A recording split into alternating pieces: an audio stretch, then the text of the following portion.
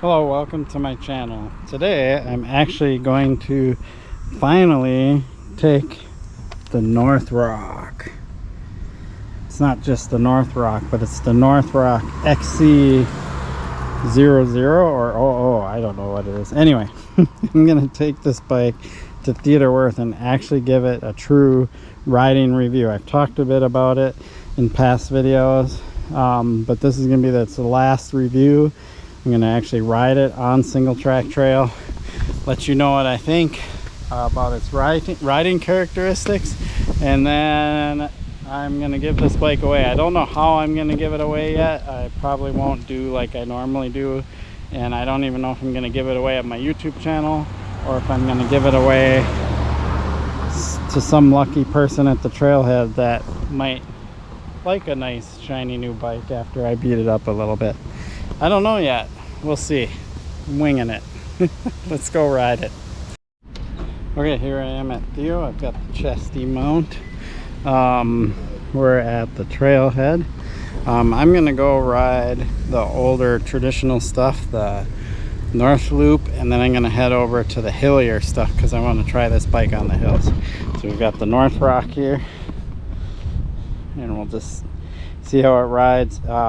It's mostly going to be chesty footage, and I'll talk while I'm riding. Let's get to it. Okay, so as I'm heading to the North Loop, just before I get off road, I ride on this pavement. One of the things I will notice right away here, or note right away, is the tires are really quiet for a fat bike. Usually riding on pavement with a fat bike, you get a pretty good rumble or tire buzzing sound. So I kind of like that, especially because I feel like most people that buy this bike are gonna do more commuter type stuff and not necessarily hardcore off-road. All right, here we go. We're hitting the dirt. We'll see how these same tires that I kind of liked on the pavement work off-road. Do I dare? Oh yeah, let's do it. Oh god. This is its easiest gear. It only has 7 speeds.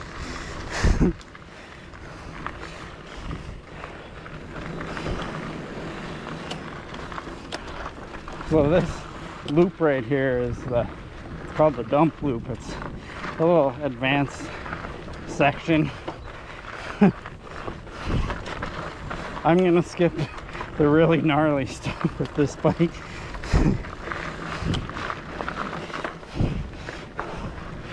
Yeah, I normally ride up there and come down. This is where I hit the tree in one of my intros. Alright, I'll ride the skinny though. Gotta ride the skinny. Maybe. Oh, I didn't make it. There's another thing, is I rarely miss that skinny. Alright. Good start. All right, I am in the middle of the first climbing part, and I'm in the lowest gear, and there's no way I can sit and spin up this hill. I have to stand and grind it out, almost like I'm on a single speed, because the easiest gear on this bike isn't all that easy.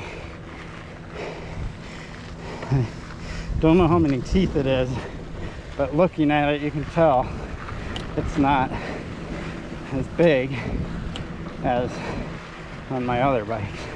Not even close. All right. Log pile. Woo. All right. Got that taken care of. Little rock garden. Oh, you hear that chain slap? Oh. Every fat bike I've ever ridden up this climb, I've been able to just pedal right up these rocks. But what about this fat bike? Oh, I was pretty close. I'm gonna give that a good effort. Okay, so now that I've done a little bit of dirt, my first impressions are that it's better than I expected, but there's things that really bug me and that I would want to upgrade. And I think in one of my other videos one of the struggles with this bike is its upgradability, because once you start upgrading, costs start to mount, and then all of a sudden it's like, why did I buy a cheaper bike when I could have just bought a more expensive bike? So like one of the things that upgrade right away, especially after riding this, is wider bars and probably a little higher rise bars. And I hate these big huge brake levers. Like there's no way I can set these up so they're not like crushing my fingers, and they're just they're gigantic. Most brake levers, they go to about there, and they just take one finger and just light pull to use. So yeah, so the other thing that I don't like so far is the drivetrain, but I'm gonna ride a little bit more and we'll talk a little bit more about the drivetrain and the 7-speed and this and that. Pedals, I have some 510s on, which are the grippiest shoes out on the market these days, and they don't grip for crap, so keeping my feet on the pedals is a little challenging. All right, let's keep going. I keep pushing the downshift lever to go into an easier gear, and it's already in its easiest gear. Oh my god. Oh, what was that noise? All right. Oh, all right. So, should I go over the rock? Let's do it. All right, a little more speed. No dropper post, of course. I have to remember there's going to be a seat right there.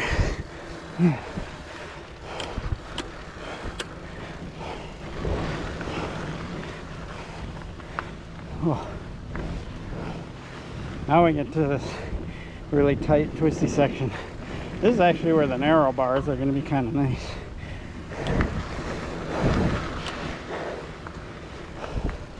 We're going to take the harder section. Oh. These brakes. These brakes.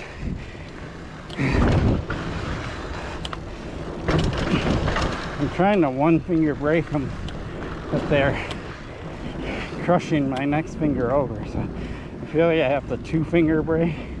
That's what they're designed for, but then I don't have as much grip on the handlebars, so it's kind of a choice I gotta make. Crush my finger or have less grip on my bars.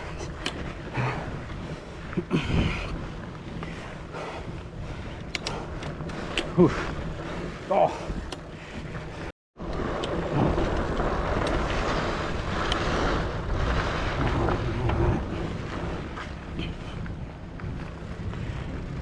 I just realized after all this video I didn't put it in super view.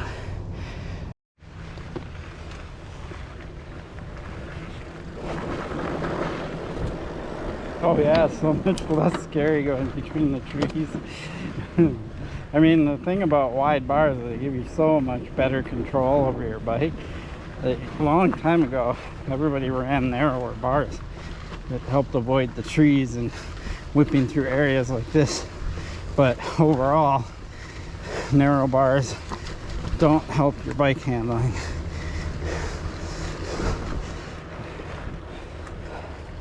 Oh, and I remembered to switch to super view, so you should be able to see a little bit better, but I did check the video before and it seemed to look okay, so I'll just keep it. I'm just doing a bike review. This isn't about like the greatest visuals.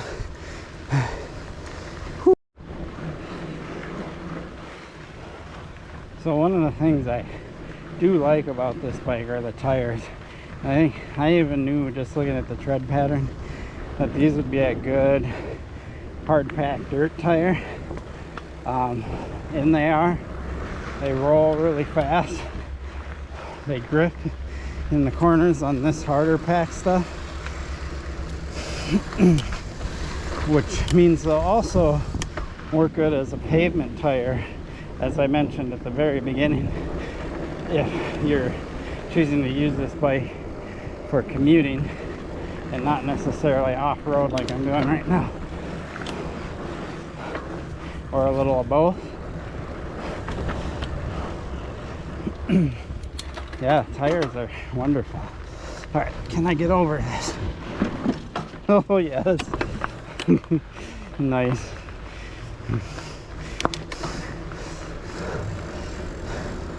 Logs.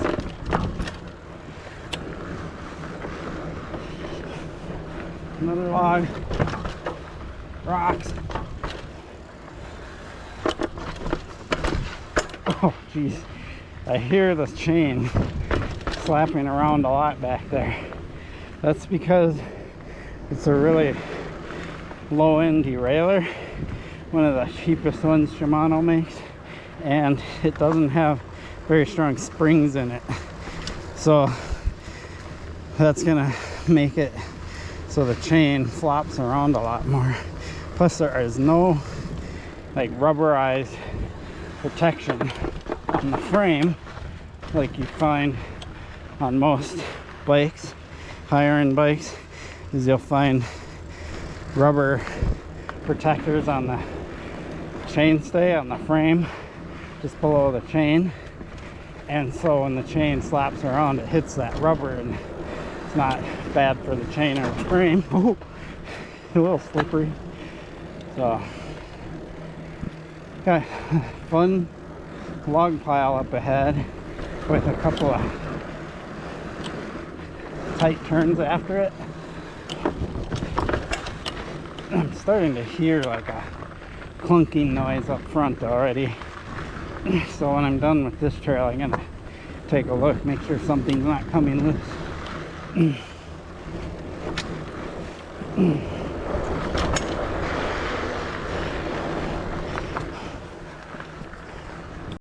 Alright, we're in the last bit of section of the North Loop where it gets a little bit tight, fun twisty stuff.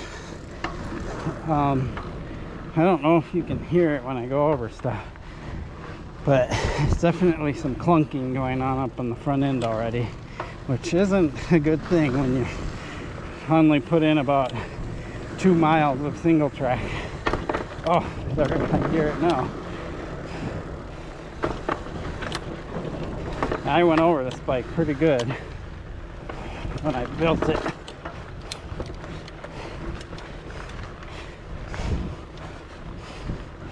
Alright, here's this fun section. Little down thing. Oh god, I jumped it, but it felt really weird in the air because of the geometry on this thing. Such a short frame.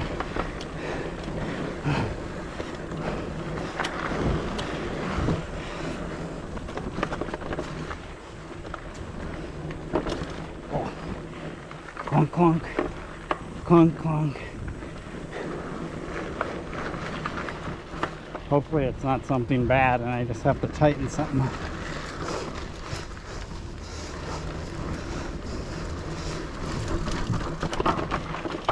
Oh, I made it.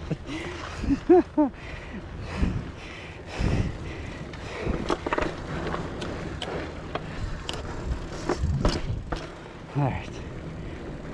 Almost done with the North Loop. A little hit. Oh. Jump. Oh god, no.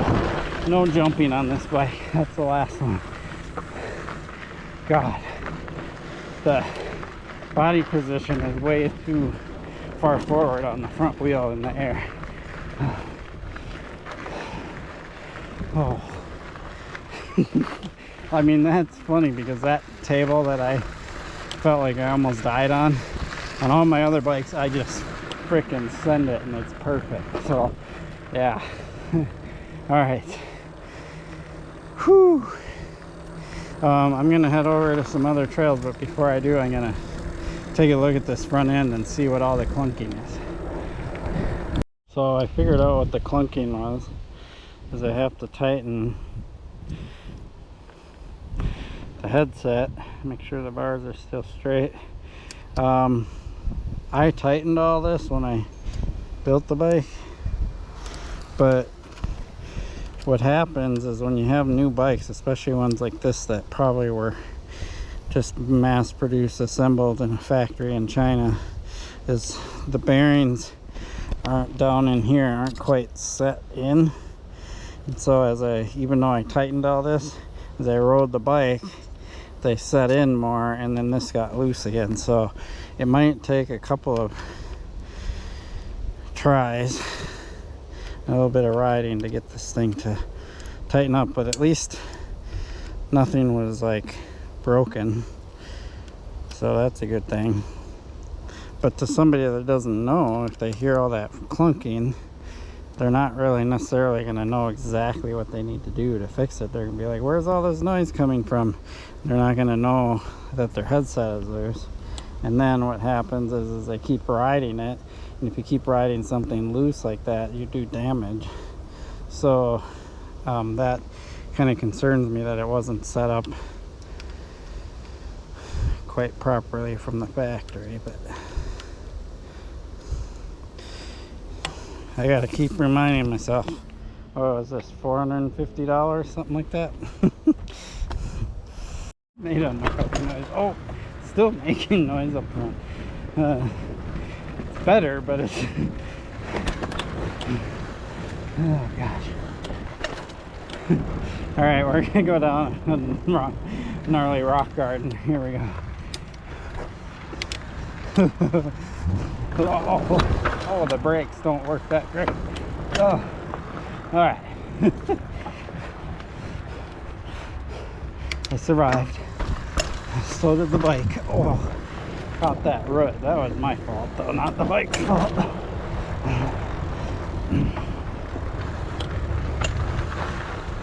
All right. Now, let's get over to the more climby stuff and see what happens.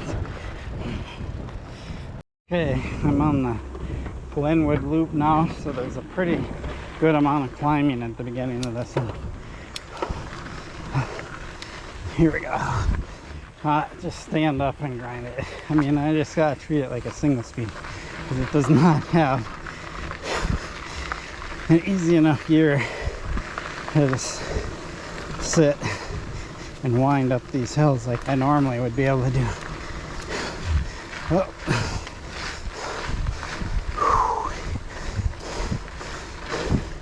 And it's not a light bike by any means. Well, I said I wanted to train for some upcoming races. This is a good way to do it. The narrow bars, when I'm standing and climbing, give me no leverage for the climb.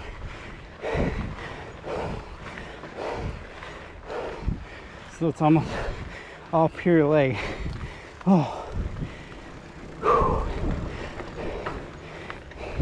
Get into the downhill berms here in the Glenwood Loop.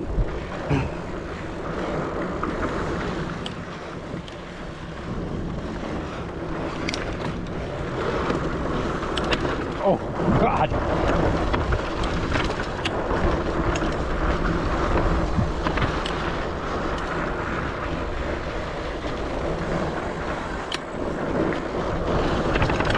Oh, Jesus Christ. Maybe my helmet came down over my eyes almost. It was so bumpy right there. And of course, with the front suspension or full suspension, it wouldn't have been as bad. Okay, here we go. More climbing.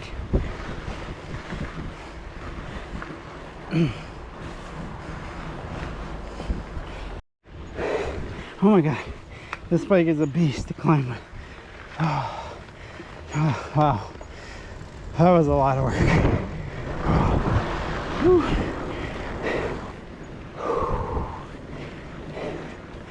Oh, here's some fun bits coming up. I won't jump this thing anymore. Normally I pop this thing. This bike does not have the right geometry for jumping.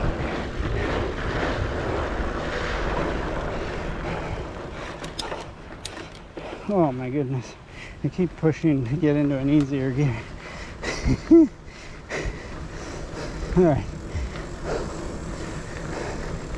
So the biggest doozies of climbs are coming up yet. Not really looking forward to them on this bike. You don't need to watch my grueling, suffering climbs up these hills. That was brutal.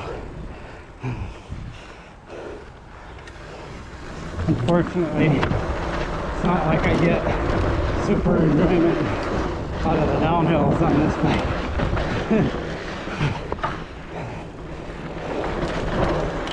There's somewhere I just send it. Oh, look at options. Oh.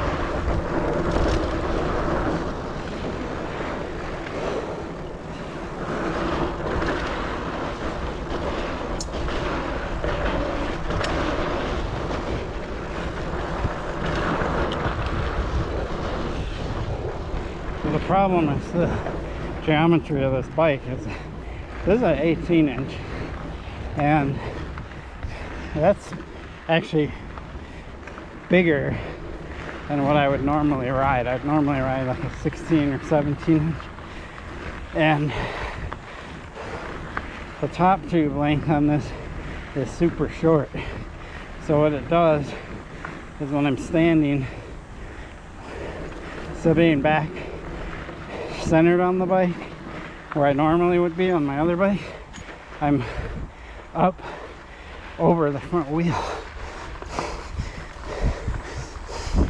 which is where you don't want to be when you're doing technical downhill or jumps.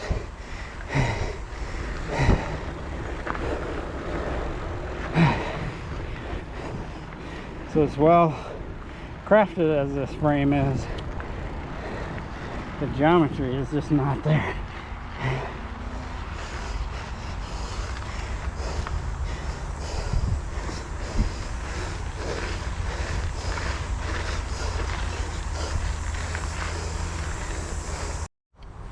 Okay, I made it to the top of the southwest loop, which was the most brutal climbing, and I can make my off-road assessment of this bike.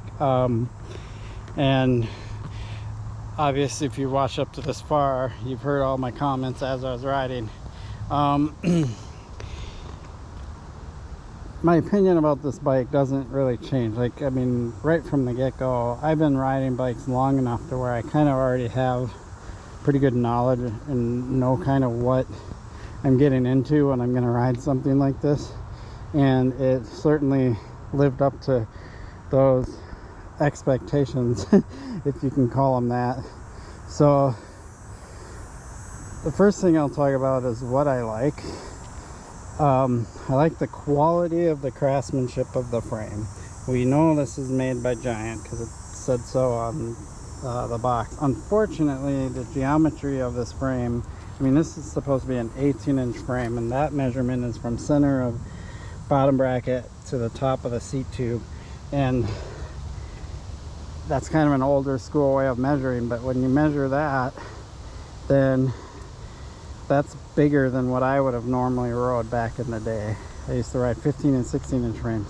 So even though this is bigger than I normally would ride in the tall spectrum, it's really short from here to here. It feels super short, like, and my body position is centered more towards the front of the bike, not centered over the bottom bracket or the center of the bike. And so you don't really want that. You want to be back here. You don't want to be hovering over the front wheel all the time. But the craftsmanship is great. It looks really well done, and same with the fork. That looks pretty good too. The stem seems pretty decent. The handlebars are just way too narrow. The other thing I really like is, I said I would do all the things that I like first, but I'm just kind of doing everything at once. The tires are awesome for this kind of terrain, for this hard pack kind of dirt, and for pavement. I really like the tires, and these are I want to say they were Kendas or something, but they're like a name brand tire, and the tire pattern, like these closer treads in the middle, roll really smooth, and then they've got enough knobbies on the side, but they're not super tall, so that's why they work good on hard pack. The wheels are just kind of okay. They do the job. I don't have any complaints about them, but they're not going to be the lightest things in the world because they don't have the cutouts and things like that, so they're going to be a little heavier. The brakes, I actually am disappointed. Like, Tektros generally work pretty good. I even tried to brake these in. Never could get them to really work and grab like a disc brake should. So, alright. Things I really don't like. The brake levers. Can't stand them. They're just way too honking big. Like, these are like motorcycle brake levers. They suck. The shifter has a index finger and thumb lever. Almost all modern shifters now you can do just with your thumb, so that way you can be braking and shifting with your thumb at the same time, both up and down. Here you have to take your finger off the brake lever to shift into the harder gears. So that's kind of a disadvantage. The grips feel okay. I mean, I don't necessarily like them because they're a little too fat, but they're soft and comfortable, so I'd give them that. Seat is too hard and firm, just not very comfortable. But the biggest downfall of this bike is the drivetrain. The 7-speed Altus low-end Shimano drivetrain. Like, 7-speed hasn't been around in a long time. Way back in the day, we would have 21 speeds, and that was because we would have 3 gears up front and 7 in the rear. Here you only have 1 up front, and then this kind of plastic chain guard on there, and then you have 7 in the rear, so you have 7 gears total, like, to choose from. And it shifts okay, but it doesn't shift under power or force very easily, and it kind of grinds in a couple of gears. So the drivetrain is the biggest drawback. Unfortunately, if you really wanted to upgrade to like a 10-speed at least, like a 1x10, the rear hub on this bike, the inner part of the wheel, is an older style thread-on freewheel style. It's not the modern cassette style, and you can only get up to 10-speed by doing the modern cassette style.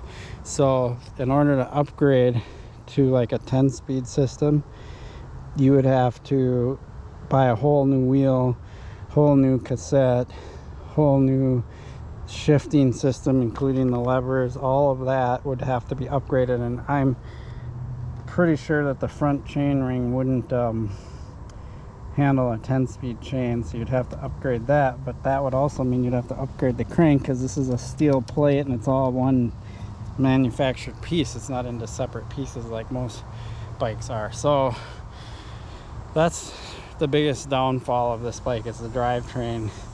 It's so hard to climb with because I don't have that lower gear, and it's really challenging. So my final assessment on this bike is, if you're just getting into mountain biking and you want to experience it, or you live out in a rural area and you've got a bunch of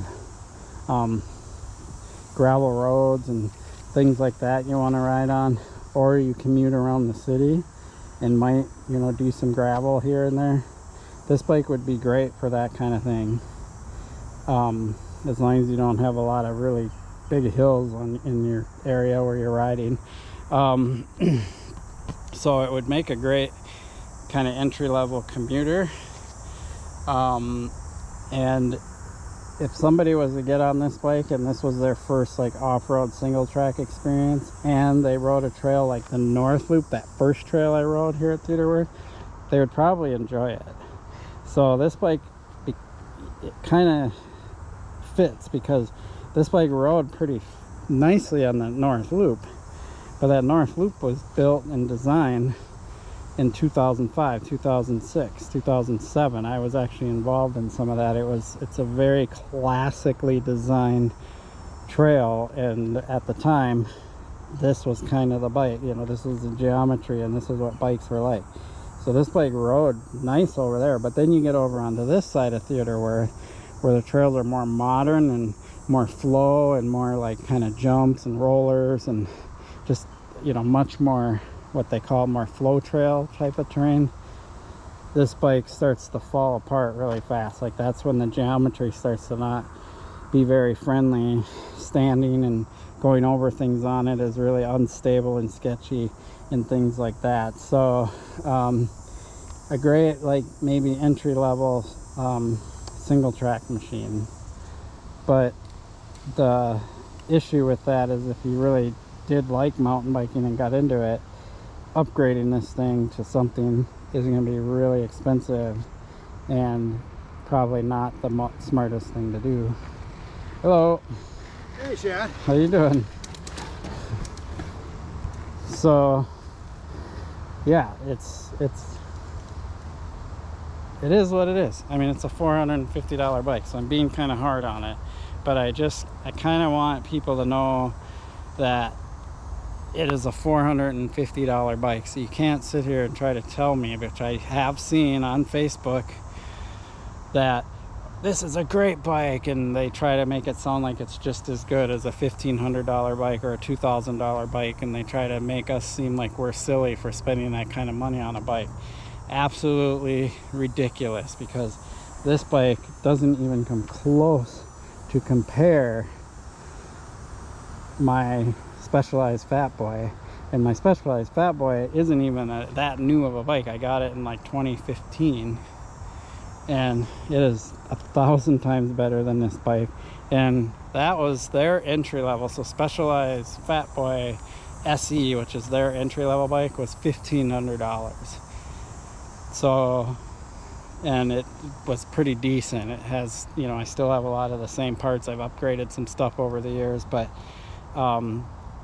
it is by far a much better purchase choice than this bike would ever be for somebody who evolves and gets serious about mountain biking. So there you have it. Really appreciate your support from my channel. Please like and subscribe. Peace. How you guys doing? You want to be on YouTube? They laugh. Little do they know. Okay, I made it back to my truck, and this bike didn't even last 1 7-mile off-road ride before it started to have problems. And it's got one major problem that I just realized as I was riding back to my truck. Check this out.